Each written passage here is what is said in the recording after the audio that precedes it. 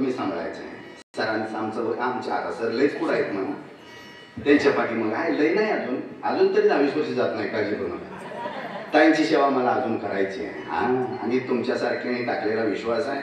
गोड असे असणाऱ्यांची मृदंगमणी, आमची काका पेटी मास्तर, गोड अशी सातकरी मंडळी, काय वेळेला एक मिळत नाही पण आज 2 चौकदार आहेत.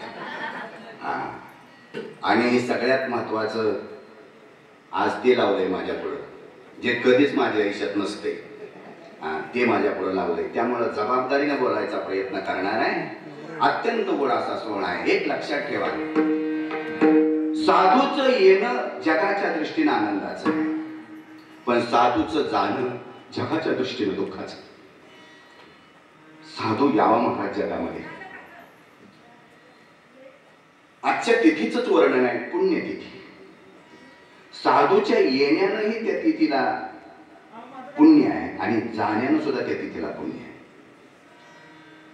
क्रांतिकारकांच्या, समाजसेवकांच्या येण्या जाण्याला त्याला जयंती म्हणतात. एकाची जयंती आहे, एकाची पुण्यतिथी आहे.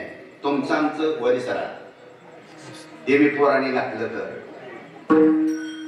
आणि या असणाऱ्या प्रसंगाला एक साजेच रूप देण्यासाठी मी 2 श्लोक सांगून जाईन. पहिल्यांदा या प्रसंगाचं वर्णन. एक श्लोक आहे माझ्या माहितीप्रमाणे 4थ्या अध्यायातला, म्हणजे गीतेतल्या बरं काय, आणि दुसरा श्लोक आहे माझ्या अभ्यासाप्रमाणे 9व्या अध्यायातला आहे. तद्विधी प्रणिपातेन परिप्रश्नेन शिवया उपदेक्षन्ति ते ज्ञानं ज्ञानिनः तत्वदर्शिना. हा एक श्लोक मी निवडला आहे. आणि दुसरा 9व्या अध्यायातला श्लोक आहे, महात्मा नस्तुमां पार्थ दैवीं प्रकृतिमाश्रिताः भजन्त्यनन्य मनसो ज्ञात्वा भूतादिमव्ययम्. या 2 श्लोकांना मी आजच्या प्रसंगाचे किंबहुना कीर्तनाला सुरुवात करतोय. भगवान सांगतात जगाच्या पाठीवर ज्ञानाचे प्रकार 2 आहेत. एक पोट भरायचं ज्ञान आणि दुसरं देवापर्यंत पोहोचायचं ज्ञान. याला दुसऱ्या वाक्यामध्ये मी सांगायचा प्रयत्न करेन. एक आहे व्यावहारिक ज्ञान आणि दुसरं आहे अध्यात्म ज्ञान. व्यावहारिक ज्ञान कमवायला काही लांब अगदी कुठं एकांतामध्ये डोंगरात जाऊन बसायची गरज नाही, ते पावला पावलाला भेटतं. व्यवहारातलं ज्ञान पोट भरायचं, पोट भरायचं ज्ञान व्यवहारामध्ये पावला पावलाला भेटतं. लक्षात ठेवा. पण जगाच्या पाठीवर जे ज्ञान आहे त्याला अध्यात्म ज्ञान म्हटलं जातं. जे साधूची सेवा घडण्यासाठी किंबहुना साधूचा आशीर्वाद ज्या सेवेनं, ज्या ज्ञानानं घडतं, ज्या साधूचा आशीर्वाद ज्या ज्ञानानं मिळतो, ते ज्ञान मात्र इतरत्र कुठंच मिळत नाही. ते मिळण्याचं ठिकाण ठराविक आहे आणि ती मिळवण्याची प्रक्रिया या श्लोकामध्ये भगवान परमात्म्याने सांगितले. भगवान सांगतात ते ज्ञान चांगलं आहे, ते ज्ञान पैगा बरवे जरी मनी आती आणावे. हे भगवत प्राप्तीचं ज्ञान, भगवत साक्षात्काराचं ज्ञान, साधूच्या आशीर्वादाचं ज्ञान भगवान सांगतात अर्जुनात लय चांगलं आहे. बरवे नाम बरविया बरवंट, नाम पवित्र आणि चोखट इतकंच असणारं नाम सांगतात. त्याला मिळवायचं असेल तर तुला एकच करायला लागेल, तरी संता या भजावे सर्वस्वेशी. विठ्ठल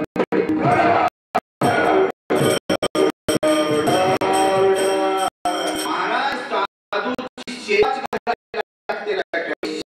म्हणून चालत नाही. याच्याच पुढची एक ओवी आहे, जे ज्ञानाचा पुरवठा तेथ सेवा हा दारवंठा.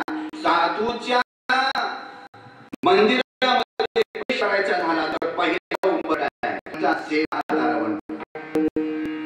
पुराण तुम्हाला धन्य म्हणत नाही, लक्षात ठेवा. आणि कीर्तनकारांना कोणाला उगाच धन्य म्हणूच नाही महाराज. कारण भगवंताने जी वाचा दिलेली आहे कोणासाठी वापरायची नसते. लक्षात ठेवा. तुमच्याकडे काहीतरी मला दिसतंय अनेक वर्ष, आणि म्हणून मी अनेक वेळेला सांगून गेलोय पोरांना, सेवा केली भगवत साधूच्या मंदिरामध्ये प्रवेश आहे, अन्यथा नाहीच महाराज. हे जेचा पुरवठा एक सेवा हा द्वारवंठा, पण तो मिळवायचा असेल तर तो स्वाधीन करी सुभटा. अर्जुना, सुभटा या शब्दाचा अर्थ आहे अर्जुना ओळगोनी या शब्दाचा अर्थ आहे सेवा करूनच. एरवी कधीच मिळत नाही. शब्दांचा अर्थ असा आहे सेवा असल्याशिवाय साधूची कृपा होत नाही महाराज. सेवा असल्याशिवाय साधूचा आशीर्वाद मिळत नाही. किंबहुना साधूच्या जवळ जाण्यासाठी सुद्धा सेवाच असावी लागते. अनंत जन्माची पुण्य असावी लागते महाराज. उगाच कोणाच्याही पदरात पडत नाही. माझ्या महाराजांचं वाक्य सांगतो ऐका. तुका म्हणे येथे पाहिजे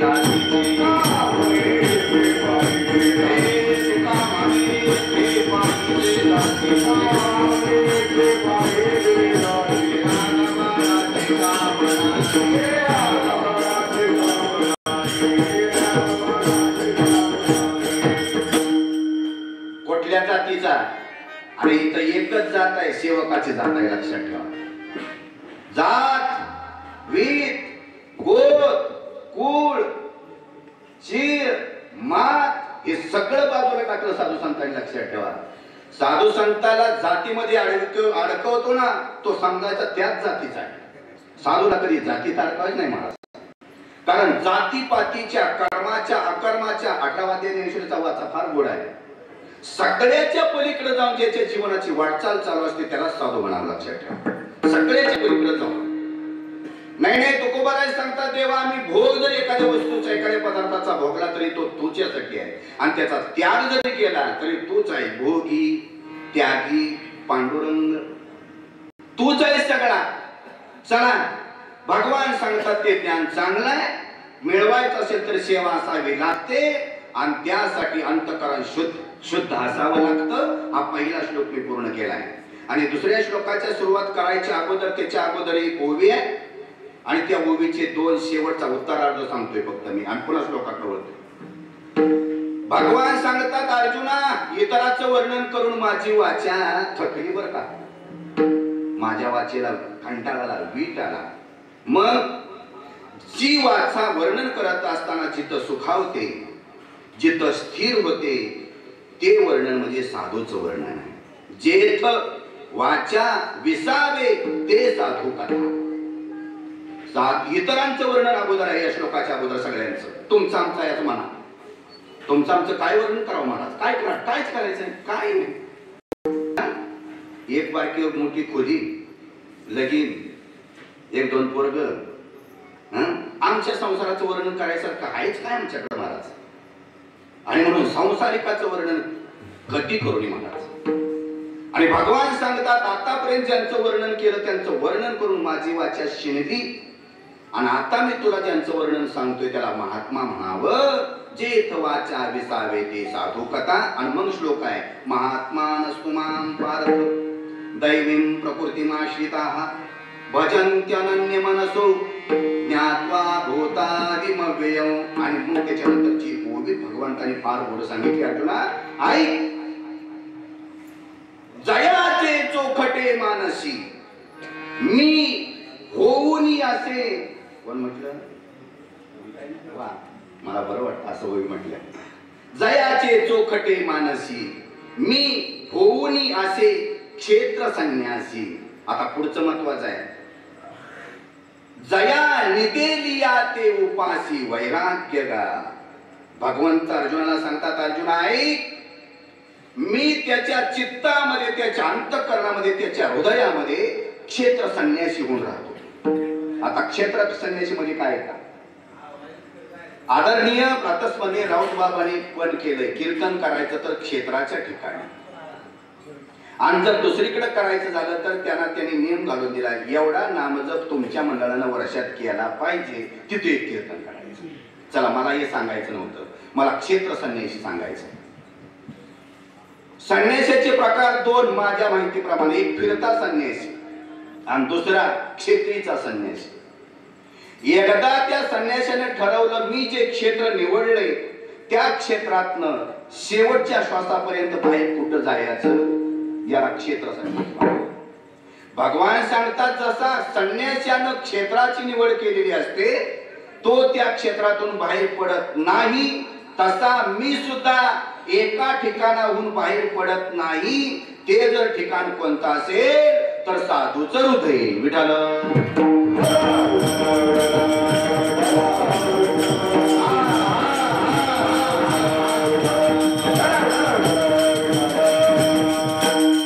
आता मला सांगा, जगाच्या मालकाला ज्या साधूचं हृदय आवडते ते हृदय किती पवित्र असलं पाहिजे महाराज.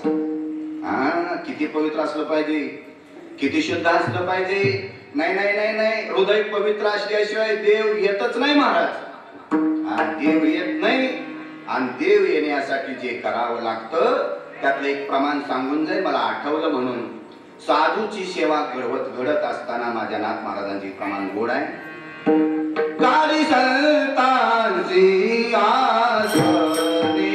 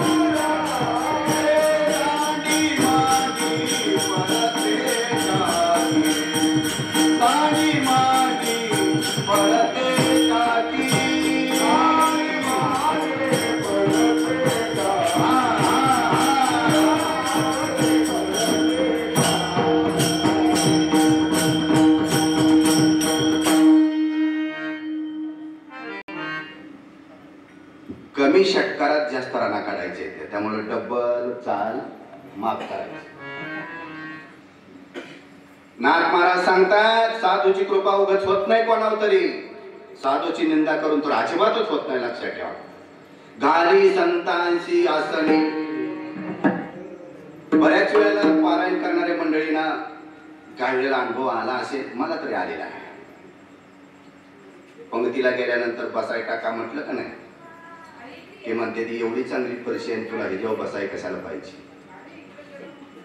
एक वाक्य ऐका महाराज, तुमची सोन्याची परिषद असू द्या पण त्याच्यावर बारदान का म्हणा, पण साधूला बसायला या पंक्तीला येणाऱ्याला बारदान टाका. काय गाली संतांशी त्याच्या पुढचं लय आवड, हे तर लोकांना जमतच नाही. पूजा करी काया वाचा. आमच्या गुरुजींच्या घरी गेलो तू काका येत अशी, आमच्या गुरुजीने आम्हाला घरात नाही घेतलं, डायरेक्ट इथंच थांबा म्हटलं. काही चुकलं काय कोण असो, दारात उभं केलं महाराज. नवरा बायको दोघं आत गेले, पाठ आणला, पूजेचं साहित्य आणलं. मी त्यांचा शिष्य आहे पण पूजा करून आत घेतलं महाराज. माझ्या डोळ्यातनं पाणी आलं. म्हणजे महाराज असं काय? त्यांनी एकच सांगितलं, हेच शिकायचं, शिकायचं करून करायचं, मग शिकता येतं. विठाल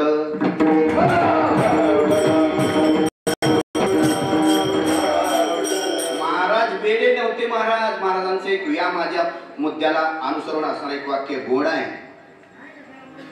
तुका म्हणे करुणी दाबी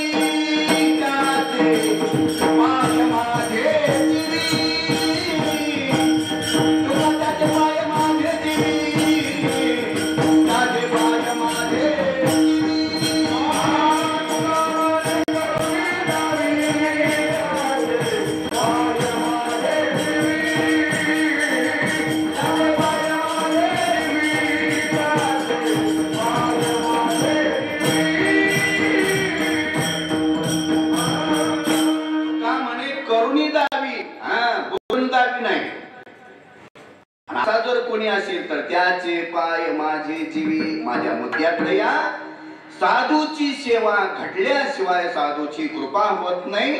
या अभंगाला तुकोबाराय सांगतात, मोठं व्हावं सगळ्याला वाटते, मोठे करून घेण्यासाठी जे करावं लागतं ते मात्र कोणाला आवडत नाही. भगवंताने अर्जुनाकडे एक तक्रार केलेली सांगतो. भगवान म्हणतात, अर्जुना तुला काय सांगायचं झालं तर तूच मला शिकवतोस. आणि तुला ज्ञानी म्हणावं तर अज्ञान पण काही सोडायला तयार. तू जाणता तरी म्हणविसी ओवी गेला. तू जाणता तर मी स्वतःला लय जाणता स्वतःला लय शहाणा समजतोयस ना. ऐक, तू जाणता तरी म्हणविसी परी नेनिवे ते न संडीसी. तू स्वतःला लय शहाणा समजतोयस अर्जुना, पण ऐक, तुझ्या ठिकाणचं अज्ञान तुझं अजून सोडलेलं नाहीस.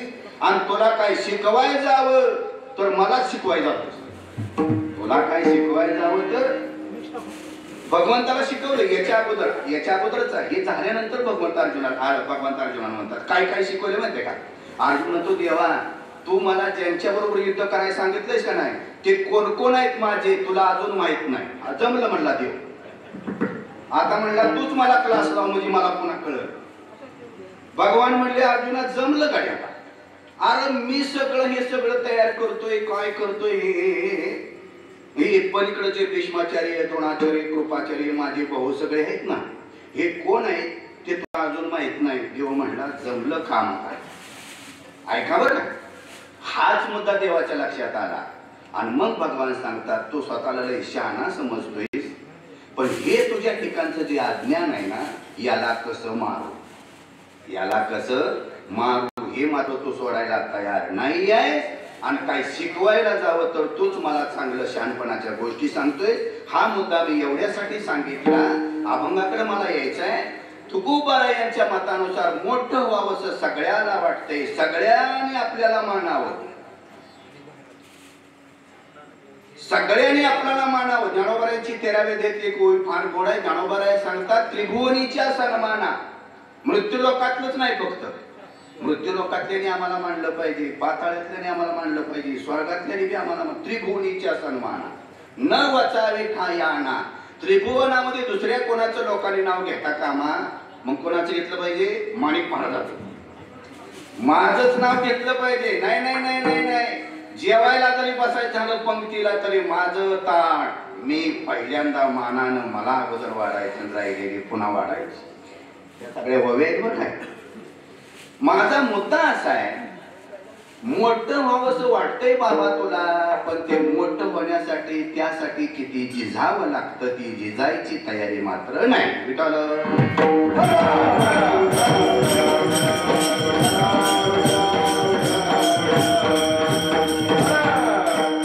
सगळ्यांच्या बाबतीमध्ये साधू सोडले तर सगळ्यांच्या बाबतीतलं सगळ्यात मोठं दुखणं जर कुठलं असेल तर हे आहे. बरोबर आहे ना. हे दुखणं आहे. राऊत बाबांच्या तोंडातलं एक वाक्य आहे, फार गोड वाक्य आहे. राऊत बाबा म्हणले बाबा शिपायाची नोकरी लागायसाठी जो अभ्यास आहे त्याच अभ्यासानं IAS अधिकारी होता येत नाही बाबा. तुझा अभ्यास शिपायाचा आहे आणि तुला अधिकारी बनायचा IAS तुझ्या बापाने ठेवलंय का ते ठेवलंय का रे. तुझा अभ्यास शिपायाचा जर असेल तर शिपाई या पदावर तू समाधान मान. दुर्दैव असं आहे पहिल्यांदा माझं तुम्ही चांगली माणसं आहे तुम्हाला मी काय म्हणणार नाही. माझ्यासारख्याला पहिल्यांदा वाटतं की आमचा अभ्यास जरी शिपायाचा असला, शिपायाच्या परीक्षेचा शिपायाची परीक्षा पास होण्याचा आमचा अभ्यास जरी असला तरी आम्हाला नोकरी मात्र IAS अधिकाऱ्याची लागली पाहिजे. सगळ्यात मोठा भ्रम पारमार्थात असणाऱ्यांचा सुद्धा हे सगळ्यात मोठं दुर्दैव आहे.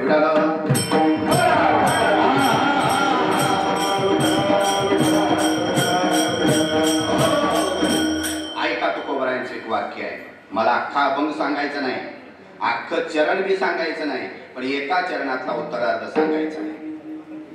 जोरे माना लागी साधू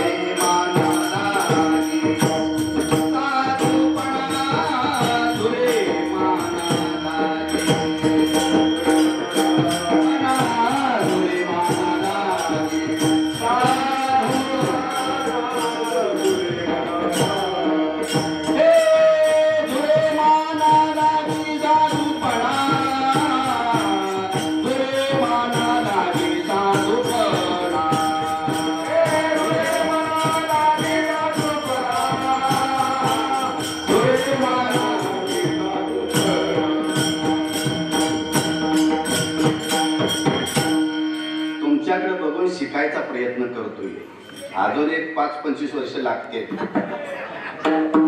नाही लवकरच शिकीन तसा मी. मला फक्त उत्तरार्ध सांगायचं होता म्हणून उत्तरार्धाकडेच गेलो. महाराज म्हणले मोठेपणासाठी साधूपणा मिळावा, मान मिळावा म्हणून झुरतो. महाराज म्हणजे झुरे माना लागी साधूपणा. झुरतो लक्षात ठेवा. जिकडं जाईल तिथं पेटीला काकाच आहे झुरतो. जिकडं जाईल तिथं मोठेपणा चालू करायला म्हणून महाराज झुरतो. जिथं जाईल तिथं दुसरीच माणसं पुढं. आम्हाला कधी मान मिळत नाही, याला म्हणायचं झुरणं. महाराज म्हणले किती बी झोर, जोपर्यंत तुझ्या जीवनात बदल होत नाही तोपर्यंत साधू कृपा कधीच करत नाही. एक वाक्य महत्वाचं आहे का माझ्या तुकोबारायांचं, लई गोड वाक्य आहे.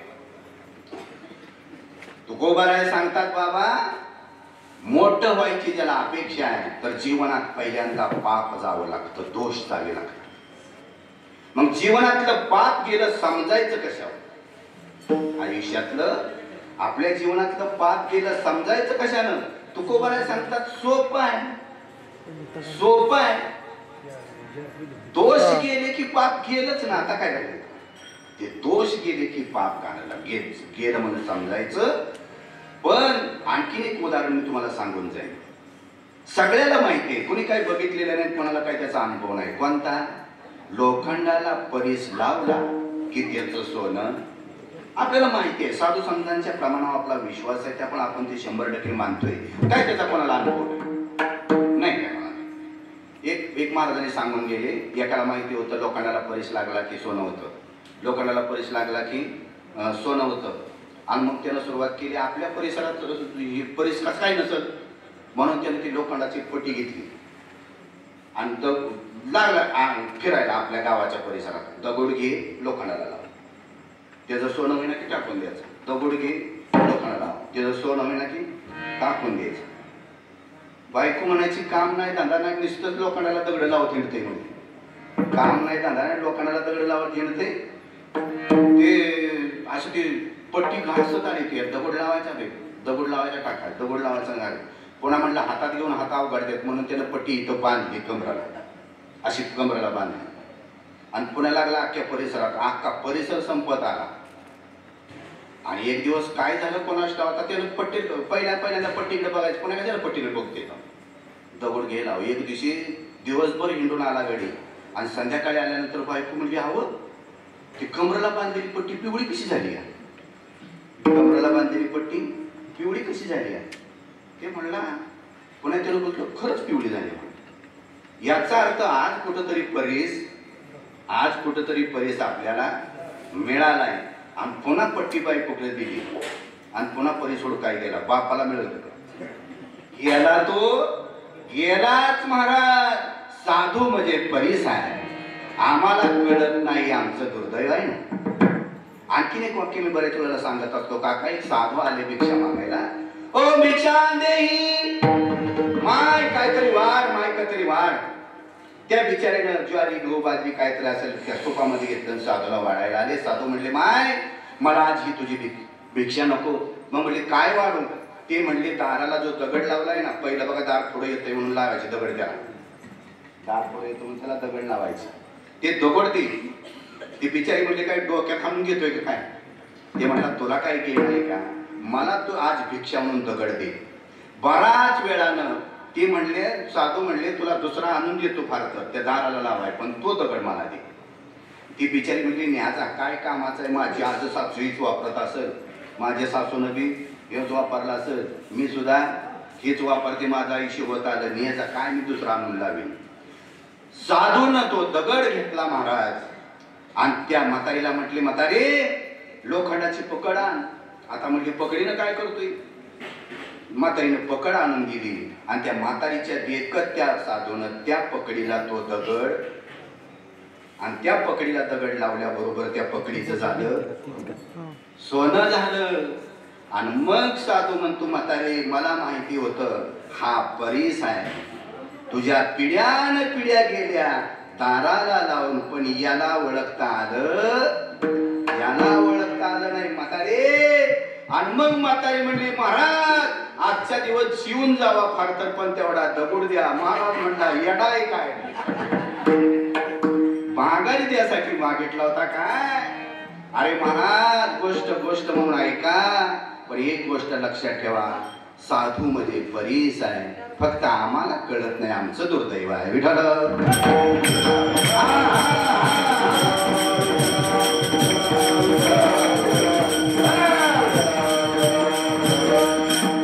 मगाचा राहिलेला मुद्दा पूर्ण करतोय.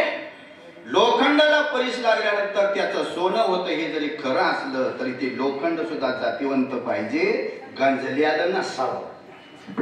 कसलं नसावं? गंजल्याला नसावं, म्हणजे त्याच्यावर दुसरा कशाचा तरी फर नसावा. डायरेक्ट त्या परिसाचा स्पर्श लोखंडाला झाला पाहिजे, त्यावर चढलेल्या फुटाला नाही. आम्ही सुद्धा लोखंडच आहे पण गांजल्याला, आम्ही सुद्धा लोखंडच आहे महाराज पण गांजल्या नाही. त्यामुळे साधूचा स्पर्श होतोय, साधू रूपी परिसाचा स्पर्श होतोय, पण आमच्या बदल होत नाही. आमचा बदल होत नाही त्याचं एकच कारण आहे, आम्ही लोखंडाचा आहे पण गंजलेला आहे. पण तरी सुद्धा आम्हाला सोनं व्हावंसं वाटते, आम्हाला आमचं सोनं व्हावंसं वाटतंय. आणखीन एक मुद्दा सांगतो मग अभंगाकडे येतो. महाराज म्हणले, आता महाराज कुठं गेला असतील, गलाई कामात, आपल्याला काय माहित नाही, गलाई कामातला मुद्दा आहे हा. महाराज म्हणले बाबा वर्ण दिसायला सोनं दिसतंय रे, पण त्यात आत मिसळले तांब. सोने दादेवरी तांबे तयार होती, खरे याचे साठी खरे याचे साठी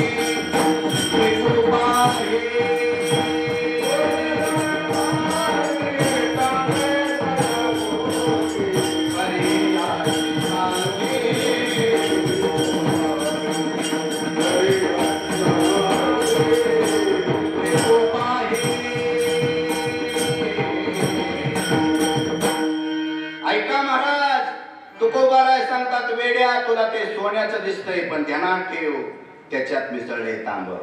किती टक्के मिसळले महाराजांनी काही सांगितलं नाही, पण त्यात तांब मिसळले. पण तरी सुद्धा महाराज सांगतात ते सोनं इतकं मूर्ख आहे, तांब मिसळले, अशुद्ध आहे, तरी सुद्धा ते म्हणते मला 100% दर आला पाहिजे. या माझ्या मुद्द्याकडे बरं, मिक्स असणारं सोनं आहे पण त्या सोन्याला सुद्धा वाटतंय मला 100% दर आला पाहिजे. खरे याचे साठी विकू पाही, विक्री मात्र चांगल्या नाही, 100% पैशाने झाली पाहिजे असं वाटतंय. सगळ्यालाच वाटतंय मोठं व्हावं, पण तुकोबाराय सांगतात त्यासाठी जे करावं लागतं ते मात्र करता येत नाही. काय करावं लागतं तुकोबाराय सांगतात, सोसावं लागतं. अभंगाचं 4थं तुकोबाने त्याची संत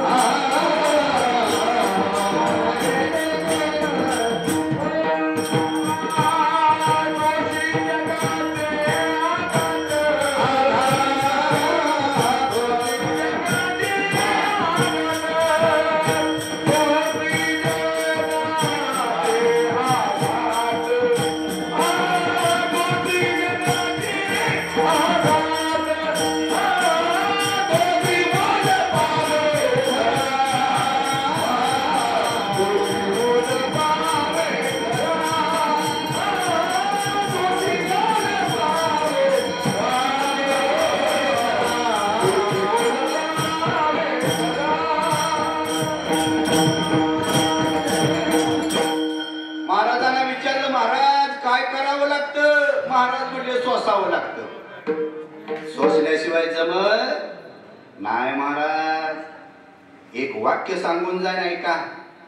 माणसं म्हणतात लोकांनी लय ताप दिलाय, शेजा पाजाऱ्यांनी लय ताप दिलाय माणसं म्हणतात. एकच वाक्य आहे का, जेवढा लोकांनी साधू संताला ताप दिला तेवढा आपल्याला नक्कीच दिला नाही. आणि याच्या पुढचं वाक्य आवर्जून सांगतो, जर तेवढा त्रास दिला असता तर बोलायला मी सुद्धा जिता राहिलो नसतो आता. का कधीच घेतला असता काय फास फास म्हणता येते. कधीच घेतला असता महाराज. त्याचं कारण असं आहे, त्याने जेवढं सोचलं त्यातलं थोडं सुद्धा आम्ही सोचू शकत नाही महाराज. नाही नाही नाही, कारण तेवढी आमच्याकडे मानसिकता, मानसिक धैर्य हा शब्द आहे लक्षात ठेवा. मानसिक धैर्य तेवढं आमच्याकडे नाही. मला सांगा, जुन्या काळातल्या माणसांच्या काही कर्ज नव्हती वय? नव्हती काय? 50-50 वर्षापूर्वी बघाय नव्हती काही कर्ज. आता जेवढे आत्महत्या होत्या तेवढे माणसं आत्महत्या करत होती का? नव्हती करत महाराज. काय घरातली माणसं ताप देत नव्हती काय? लोकांना शेजापाजारी त्रास देत नव्हती काय? देत होते महाराज. पण तरी सुद्धा लोक अजिबात डगमगत नाही. त्याचं कारण आहे, त्यांच्याकडे सात्विक धैर्य नसू द्या, पण राजस तामस कावड पण धैर्य होतच महाराज. अर्थात सात्विक धैर्याशिवाय उंची वाढत नाही, तो भाग वेगळा. माझा मुद्दा असा आहे, त्यांना जेवढा त्रास दिला तेवढ्यापैकी आम्हाला काहीच त्रास नाही, तरी सुद्धा आम्ही खचून जातो. तुकोबार आहे सांगतात, वेड्या सोसावं लागतं. तुका म्हणे तोची संत. हे च आहे ना, च व्याकरणामध्ये च फार बेकार आहे लक्षात ठेवा. च हा शब्द बाकीच्या सगळ्याला बाद करतो. तुम्ही किती बी बोला, किती 2 तास बोला, आणि शेवटी एखादा च घाला तर सगळ्याच पोत्याला फिरवतो. प्रचाराची गाडी चालली, गाडी जीप भरून 10-15 पोरं, आणि एका गावात गेल्यानंतर त्याच गाडीतल्या एका पोराची सासरवाडी ती होती, ज्या गावातनं गाडी चालली होती. सासऱ्यानं आपल्या जावयाचा आवाज ऐकला, येऊन ते म्हणला आपल्याच पुरीचं गिऱ्हाईक आहे. सासरा बाहेर आला आणि त्यानं लांबनच हात केला, जेवायला या, जेवायला तुम्ही, जेवायला या तुम्हीच. कळलं तर बघा, नाही तर त्या सोडून, जेवायला या तुम्हीच. सगळी प्रचार झाला आणि 9:30च्या दरम्यान संध्याकाळी गाडी गेली दारी गेली. कशाला? जेवण पुरले. आणि सगळी गाडीत उभारली, घरात निघाली. सासरा म्हणला कुठं? म्हणजे जेवायला. म्हणला मगाचं वाक्य काय ऐकलं नाही काय? व्याकरण कच्चं आहे काय तुमचं? व्याकरण तुमचं कच्चं आहे ना. मगाशीच सांगितलं होतं जेवाय आपण तुम्हीच, म्हणजे बाकीचे कोणी एकाच न बाकीचे सगळे माघारी घालवलेली एकट्याला जेवायला घातलं. तुकोबार आहे सांगतात, तोची संत. संतच तो आहे लक्षात ठेवा. जन जगाच्या घात सोसले, जगाचा त्रास सोसला, मानहानी सोचली. अरे शारीरिक दुःख तर सोचलंच, शारीरिक त्रास तर सोसलाच महाराज, पण मानसिक त्रास सुद्धा जगाचा सोसला. म्हणून आणखी नाही काही जुन्या काळातली एक म्हण होती, कुऱ्हाडीनं मारलं तर त्या मारलेल्याचा घाव मुजल, पण बोललेल्याचं कधी मनातलं पुसलं जा. कितीतरी वाईट साधू संतांना बोलले महाराज लोक, पण ते सगळं विसरून गेले. आता गेले अनेक वर्ष म्हणण्यापेक्षा पहिलं वर्ष जर सोडलं तर 10 वर्ष मी पारायण करतोय त्यांच्या चरित्राचं. पहिलंही ऐकलं होतं, पण प्रत्यक्षात असणारे दृष्टांत ताईंसारख्यानं इतका त्रास दिला, इतका त्रास दिला की आपल्यासारखं माणसं जगू शकले नसते. पण एवढ्या त्रासातनं सुद्धा स्वतःच्या ज्या आत्मस्थितीचा जो भंग होऊ दिला, आत्मस्थितीचा भंग होऊ दिला नाही. जी स्थिती त्यांची बांधली होती, जी तयार केली होती, किंवा ज्यांना जे मिळवायचं होतं त्याच असणाऱ्या मार्गापासून तिळभर सुद्धा मार्ग हटल्या नाही. आणि म्हणून आज आरती आहे, म्हणून आज आरती आहे. आमची कधी आरती होईल? आमची घरी आरती होती रोज. पारणास ना आलं एक दिवशी तर बिचारी भांडी घासायची काका, आणि पोरग बारकं होतं ते आपलं खेळत होतं. आणि मी जसं त्यावेळेला एसटीनं प्रवास, गाडी कुठली तेव्हा, जसा लांबनं दिसलो तसं ती आमची बिचारी पोराला म्हणते, ज्ञानो आला बघ सत्ता, आला बघ सत्ता. ही आमची आरती, ही आमची कवांची आरती. अरे आरती होण्यासारखं आमचं कर्तृत्व नाही महाराज. आरती व्हायला काय होणे शक्ती ना. अरे बाबा दगडाची आरती आहे या जगात. कशाची कशाची? दगडाची. दगड म्हणणं सुद्धा वाचेचा दोष आहे, लक्षात ठेवा. ज्या खांबाला टेकून माझ्या गणोबाईने ज्ञानेश्वरी देली त्या दगडाची आरती आहे महाराज. उद्धार केला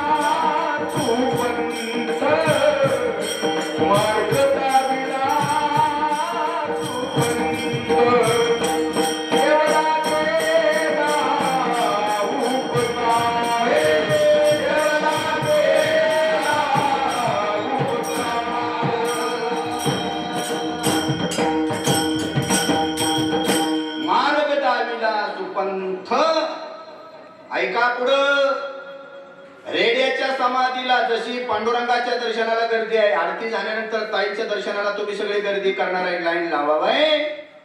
तसं एका रेड्याच्या दर्शनाला महाराज 50-50 तास माणसं उभं राहतात. त्याचं एकच कारण आहे, त्या रेड्याच्या मस्तकावर माझ्या ज्ञानोबारायांचा हात आला होता, लक्षात ठेवा. म्हणजे आरती होऊ शकत नाही का? होते महाराज, पण आरती होण्यासाठी जीवनामध्ये कर्तृत्वाची किंबहुना जबाबदारीची जाणीव असणं गरजेचं आहे. तुकोबाराय सांगतात, तोची संत जगाचे आघात सोसी, जसा तसा तोची मोल पावे खरा. त्याची किंमत वाढते, लक्षात ठेवा. मोल हा शब्द व्यवहारात पैशाकडे आणू नका. अध्यात्मातली उंची कोणत्याही पैशानं, किती पैशानं गणली जात नाही, लक्षात ठेवा. आणि जर अध्यात्माची उंची पैशानं जर गणली जात असती तर रावणा इतका पैसा कोणाकडेच नव्हता. त्याला सुद्धा एक उंच स्थान मिळालं असतं, किंबहुना त्याची सुद्धा आरती झाली असती. जय देव जय देव जय रावण देवा, त्याची सुद्धा आरती झाली असती, पण होत नाही, कारण कर्तृत्वाची उंची कमी पडले. तुकोबाराया सांगतात, जसा जगाची आघात सोसून सगळं पचवतो, नाही पचवावं लागतं, लक्षात ठेवा. सगळ्यात मोठा आहे का पचवावं लागतं. हे ज्ञानोबारायांची ओवी सांगतो, फार गोडू आहे. ज्ञानोबाराय सांगतात, जगाच्या पाठीवर कुठंही आणि कितीही मोठा पाऊस पडू द्या, सगळं पाणी शेवटी मायनीच्या तळ्यात येतं. बरोबर आहे ना? होय म्हणतात मला. जगात कुठं जरी किती जरी पाऊस पडला तरी ते सगळं पाणी समुद्राला. पण किती जरी पाणी गेलं तरी महाराज समुद्र कधी म्हणतो का लय होते? करी वाढ पोट समुद्र जेवी. मोठाच होतो महाराज समुद्र, मोठाच होतो. साधूकडं सगळ्यात मोठं गमक जर कोणतं असेल तर त्यांचं पोट मोठं आहे. व्यवहाराकडे जाऊ नका, सहनशीलता मोठी आहे. आणि हे सहन करण्याची त्यांच्याकडे कॅपॅसिटी असल्यामुळं तोची मोल पावी खरा. कोण मोल पावे? अभंगाचं 3रं चरण. मोरा तोची अंगे, मोरा तोची अंगे, मोरा तोची अंगे,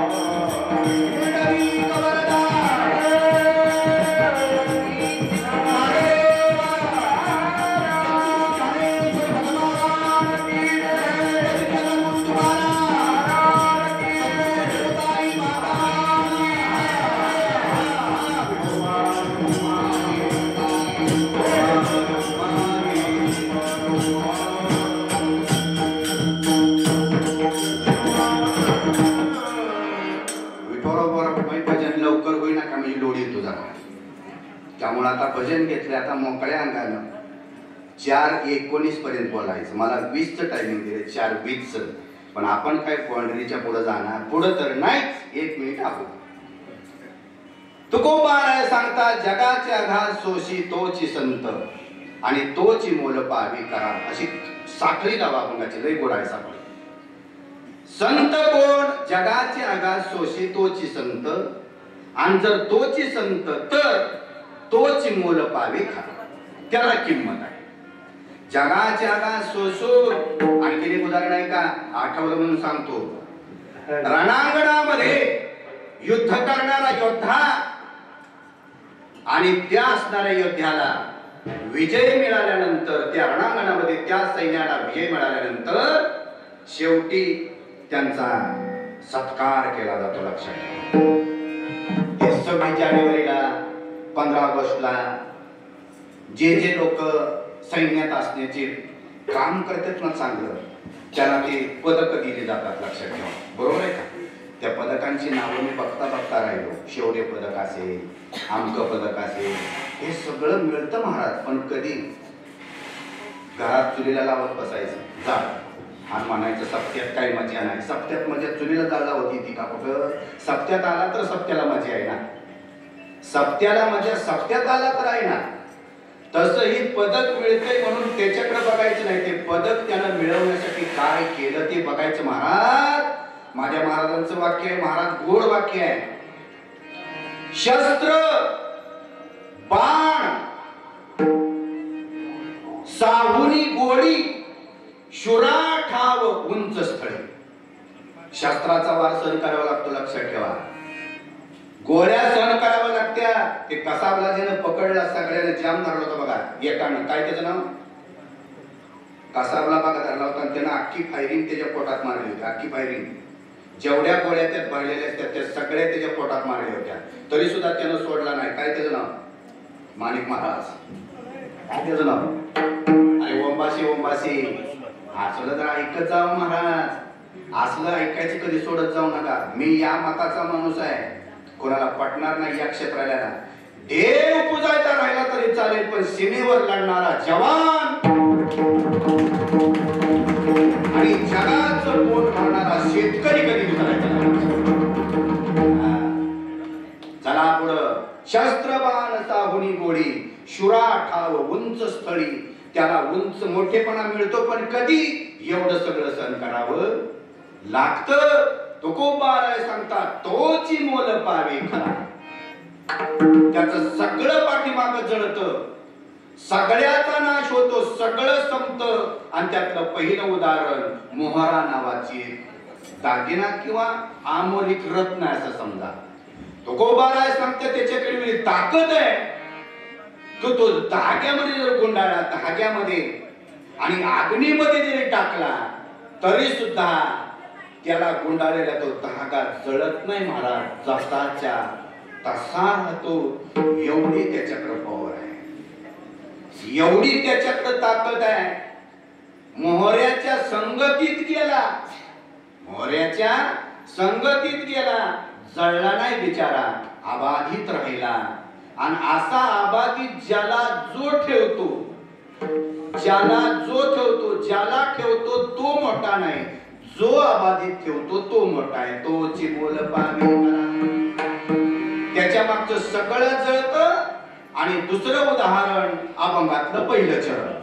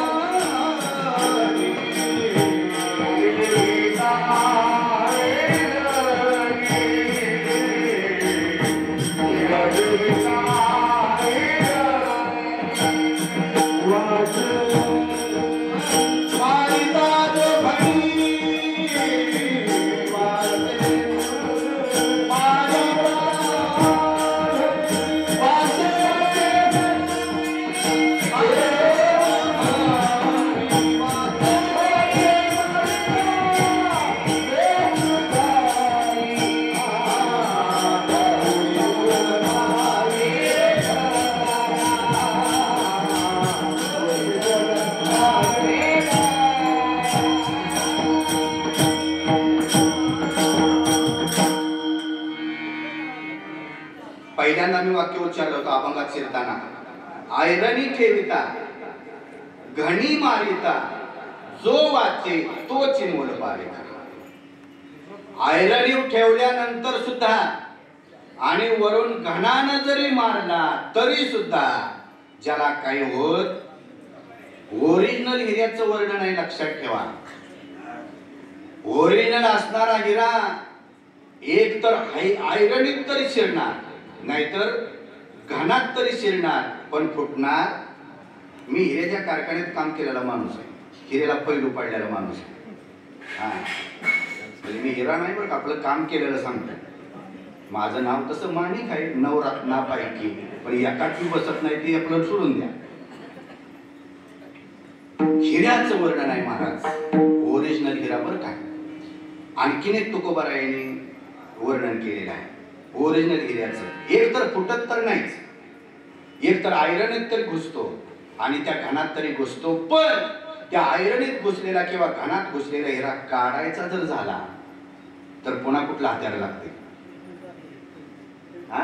वा, आता ते मला प्रमाण महाराजांचं आहे आठवण, आठवलं तर सांगा कीर्तन संपल्यावर. हिरकणी शिवाय तो हिरा त्या घनातनं किंवा त्या आयरणीतनं निघत नाही, ही त्याची उंची आहे बरं काय. ही दोन उदाहरणं फक्त द्यायची म्हणून महाराजांनी दिले, पण महाराजांना वर्णन करायचं आहे साधूचं. विठ्ठल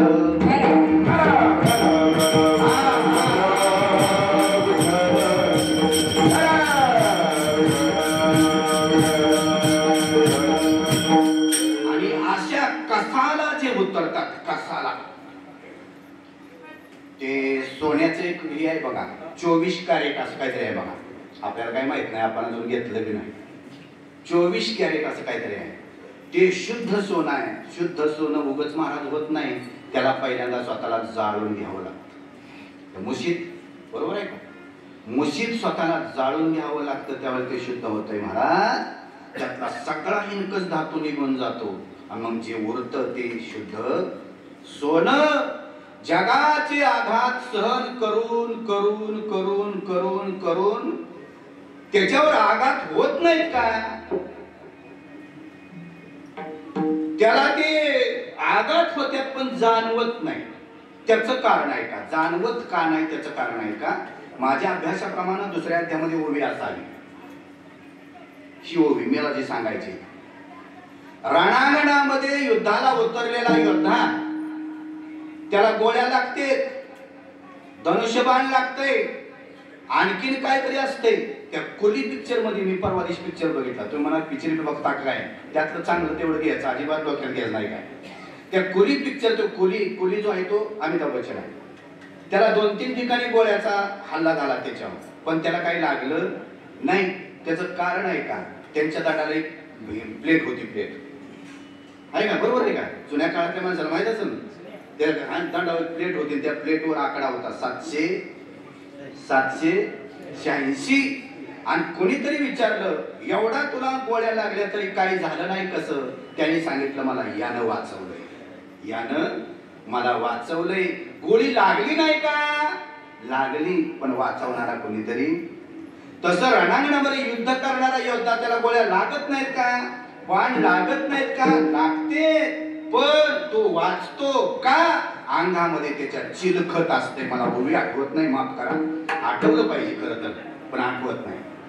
अंगामध्ये चिलखत असते, त्यामुळे त्याला गोळी लागत नाही असं नाही, पण ती जाणवत नाही. साधूला त्रास होत नाही का? होतो, पण जाणवत नाही. त्याचं कारण असं आहे, त्यांच्या अंगामध्ये चिलखत असतं नामस्मरणाचं. विठाल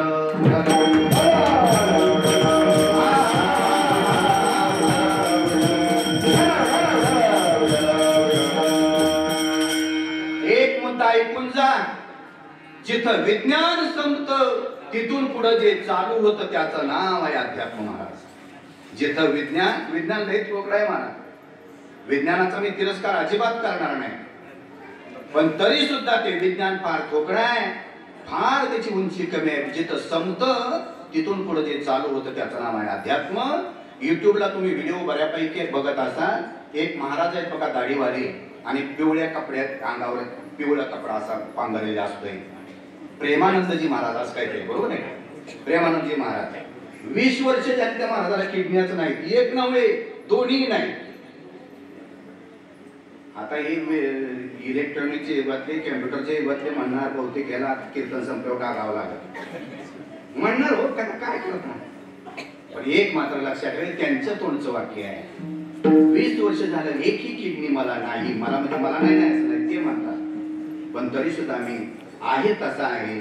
त्यांनी सांगितलेलं कारण आहे का? कारण एकच आहे, माझ्या जीवनामध्ये घडलेलं नामस्मरण.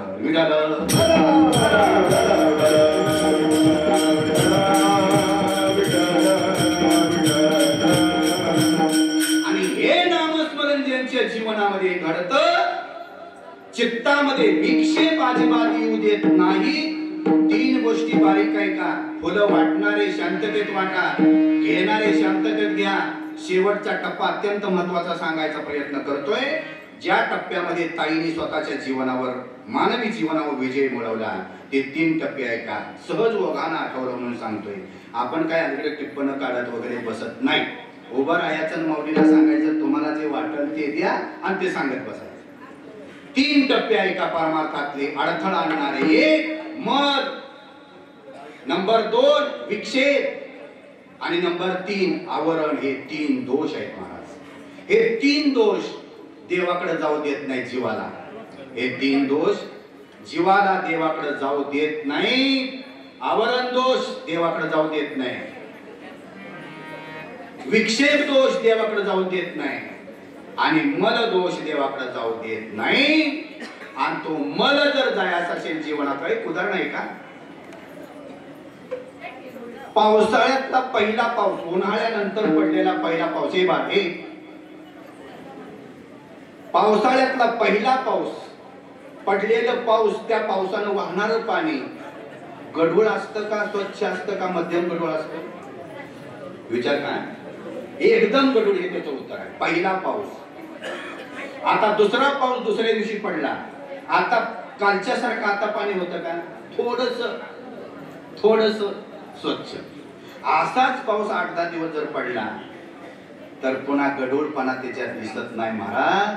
नंतर तेच पाणी तुम्ही आणि प्यावं इतकं स्वच्छ असतंय. पण कधी अनेक वेळेला पाऊस पडला, याच्यात असणारा दोष घालवायचा असेल तर सप्त्यापुरतं कीर्तन ऐकून पाडून म्हणजे माझं सांगतोय, तुमचं नाही सांगत, माझं सांगतोय. एकदा वाचन केलं ताईंच्या ग्रंथाचं म्हणजे दोष जात नाही. नाही नाही नाही, वर्षात एकदा या वातावरणामध्ये आलं म्हणजे दोष जात नाहीच महाराज. अखंड खंडेना जीवन राम कृष्ण नारायण अखंडता असावी लागते, लक्षात ठेवा. आणि ही अखंडता ज्यांच्या जीवनामध्ये लाभते, अखंड ज्यांच्या जीवनामध्ये चिंतन घडतं, त्यांच्या जीवनातला जो दोष आहे, मल असू द्या, विक्षेप असू द्या, नाहीतर आवरण असू द्या, हळूहळू जात. आंब्याला आंब लागले, पानाला पिकला आपलं ते आंब्याला आंब लागले आणि तो पिकलेला आंबा एका पोपटानं बघितला आणि एका माणसानं बघितला. काका आता मला सांगा, पोपटाला तो आंबा खायचा आहे आणि माणसाला बी आंबा खायचा आहे. माणसाला आंबा खायचा झाला तर तो माणूस काय करल, आणि पोपटाला आंबा खायचा झाला तर तो पोपट काय करेल. पोपटाला आंबा खायचा झाला तर डायरेक्ट भरारी घेईल आणि त्या आंब्याजवळ जाऊन आंबा खाईल. माणसाला जरी आंबा खायचा झाला तर माणूस सुद्धा डायरेक्ट भरारी घेईल आणि हातपाय मोडून बसव. खाता येणार ज्ञानोबाईंची ओवे बरं फार गोड ओवे, लक्षात ठेवा. तो हळूहळू ढाळे ढाळे केतु केनी एके वेळे तया मार्गाचे निबळे निश्चित ठाके. निश्चित ओरांडला निश्चित तिथपर्यंत जाईल, पण कधी हळूहळू. पहिल्यांदा त्याला बुंद्या जवळ जावं लागेल. बुंद्यात वर गेला की जिकडा आंबा आहे त्या मोठ्या फांदीवर, नंतर बारक्या फांदीवर, असा जात जात जाईल. साधूला साधुत्व उगच नाही प्राप्त होत महाराज. त्याच्या जीवनामध्ये अनेक थके ठोंके खाल्लेले असतात, अनेक सुखदुःखाचे असणारे फेरे खाल्लेले असतात. आणि या सगळ्यातून तावून सुलावून निघालेले जे नेतृत्व आहे, त्या नेतृत्वाचं नाव आहे साधू. आणि तुकोबाराय सांगतात अभंगाच्या दुसऱ्याच्या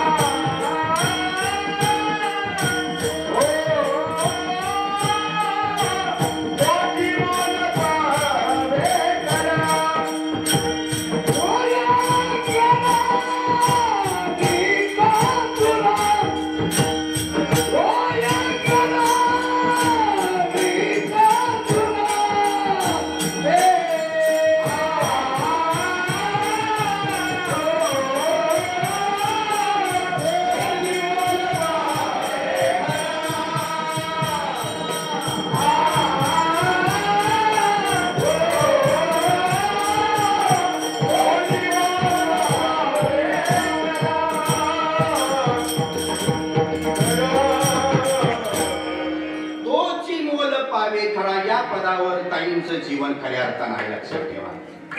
एवढी मोठी उंची कोणाला गाठता येत नाही महाराज, तुम्हा आम्हाला तर नक्कीच नाही. कारण त्या रेस मध्ये आपण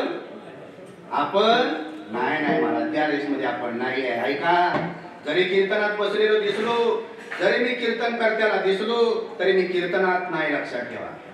नाही नाही नाही नाही नाही नाही देहान असून काय करता महाराज. मग कशानं पाहिजे. एक म्हातारं पणीला निघालं, म्हातारीने पिशवी भरून दिली आणि म्हातारी म्हणते आता माझा म्हातारा स्टँडवर गेला असेल, आता म्हातारा इष्टीत बसला असेल, आता दिगंशीत गेला असेल, आता नदीला उतरला असेल. 16 मिनिटं 25 मिनिटं सेकंड झाल्या, त्यामुळे म्हातारा लवकर नेतो. आता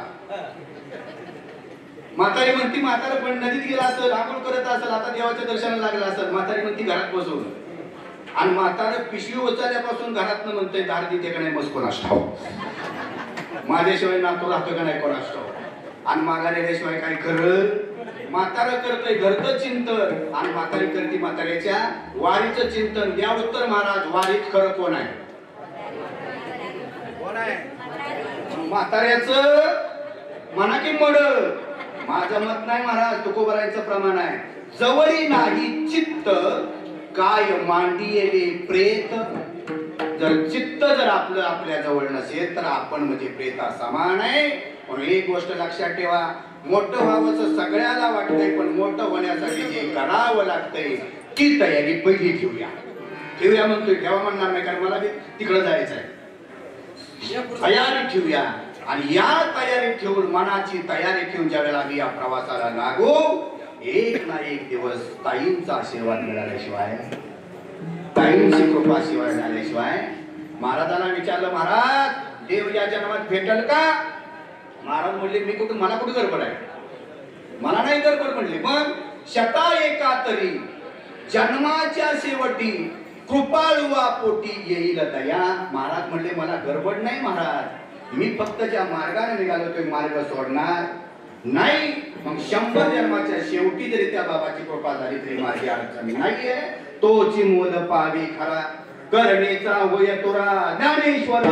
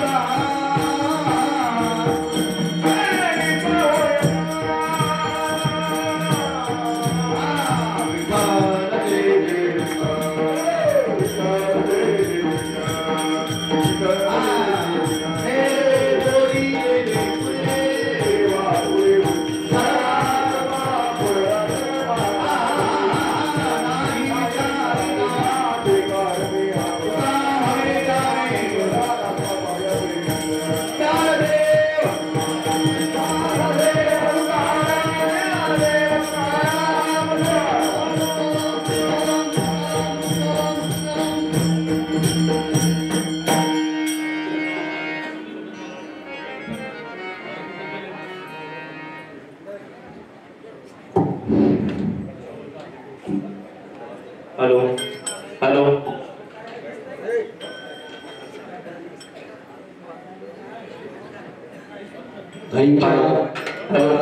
पुण्यस्मरणाच्या निमित्तानं आपण सर्वजण या ठिकाणी उपस्थित आहोत. आता लगेच बरोबर 4:20 नामस्मरणाला सुरुवात होईल. सर्वांनी नामस्मरण करायचं आहे. त्यानंतर बरोबर 4:27 नामस्मरण थांबेल आणि 4:31 त्यावेळेला त्या ठिकाणी त्यांचा जयघोष होईल. त्यावेळेला फुलं व्हायचे. सर्वांना सूचना समजली असेल. नामस्मरणाला सुरुवात.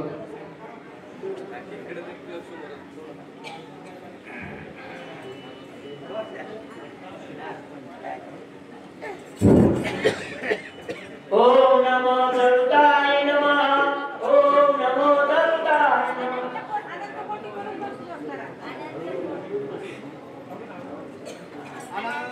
अनंत कोटी ब्रह्मांड नायक सच्चिदानंद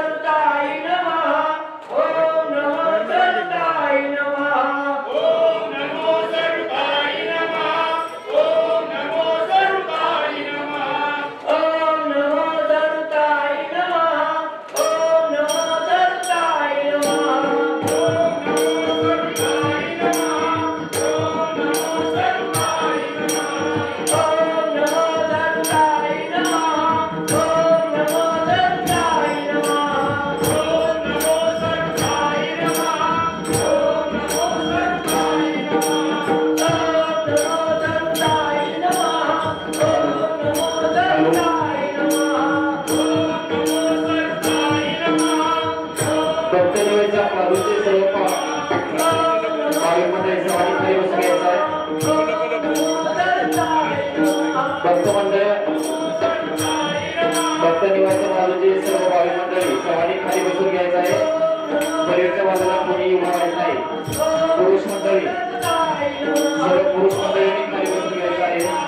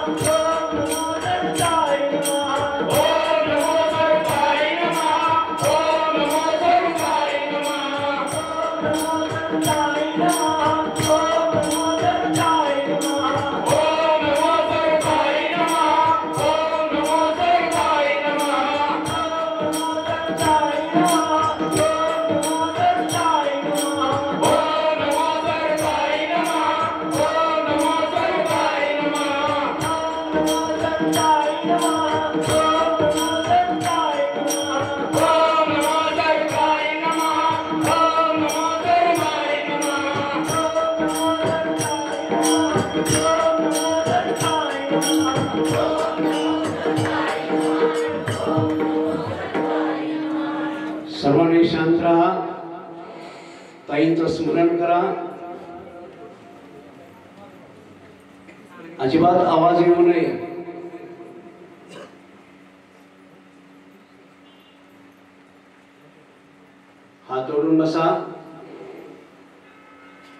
अंतःकरणापासून ताईंचं स्मरण करा.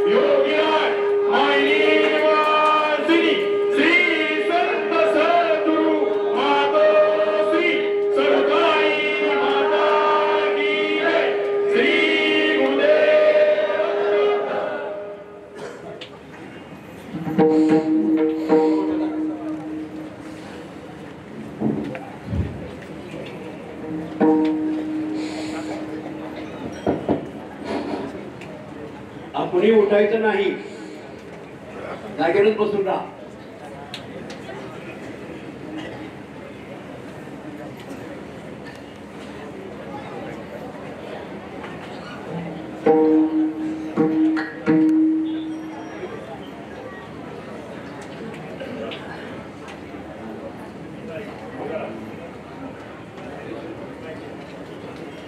दुधदत्ता दुधदत्ता वार्ता विघ्नाची गुरुवी गुरुवी प्रेम कुर्बानयाची सर्वांगी सुंदर मुक्ती सिंदुराची कंठे नरके माळ मुक्ता फळाची जय देव जय मंगलमूर्ती दर्शन मात्रे माना कामना पूर्ती जय देव रत्नाकाशित फळा सुध गौरी कुमरा चंदनाची मोठी कुंकुम घेतला हिरे दलिता मुकुट शोभा तो भरा ओझुते ना पुरे चरणी घागरिया जय देव जय मंगलमूर्ती दर्शन मात्रे माना कामना पूर्ती जय देव लंबोदर पीतांबर फणिवर वंदना सरळ तोंड वक्र तुंड त्रिनयना सहस्रा माता वटपाये सदना संकटी कावावे निर्वाणी रक्षावे सुरवर वंदना जय देव जय मंगलमूर्ती दर्शन मात्रे माना कामना पूर्ती जय देव त्रिगुणात्मक त्रैमूर्ती रत्नादाना त्रिगुणी अवतार त्रैलोक्य राणा नेती नेती शब्द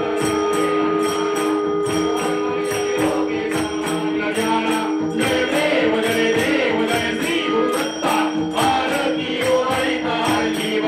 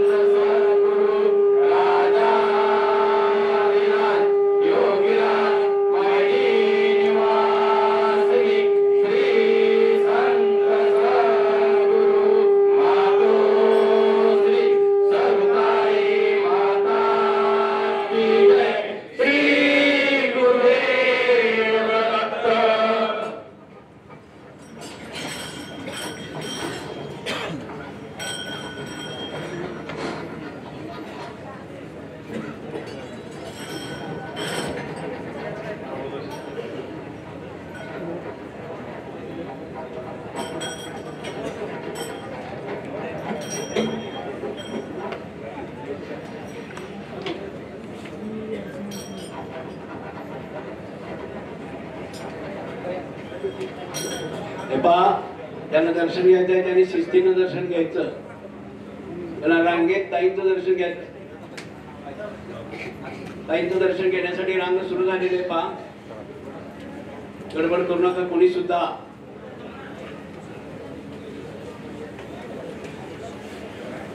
हॅलो, दर्शन बारीमधून कोणी गडबड गोंधळ करायचा नाही. दर्शन बारीमधून सर्वांनी शिस्तीत ओळीनं व्यवस्थित दर्शन घ्यायचं.